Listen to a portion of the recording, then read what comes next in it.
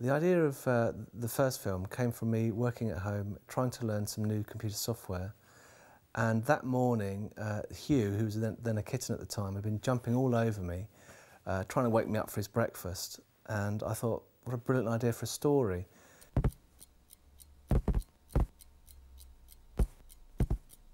So I sat down and just started to animate, you know, the bed with Hugh jumping up and down. And I'd always drawn my cats, so it was a perfect way of getting them into film, really. And that's how it all came about. The next thing I know, I found out it'd been put to YouTube.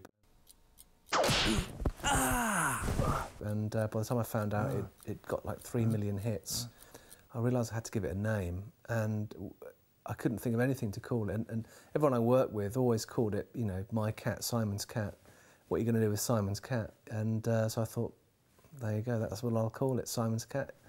And the name just stuck. I would say my style of drawing is quite sketchy, and I like to keep it quite loose and spontaneous. I'm just drawing into the computer using the Wacom tablet, which is this thing, and Wacom pen. And every image is a little tiny bit different from the last one. And when this is played back at 25 frames a second, it'll move. The animation's done before the sound, which is quite rare in animation. When I want to create the soundtrack, I work very closely with Russell Pay of Shruti. Well, the actual meows they don't come from a real cat. I make all the meow sounds.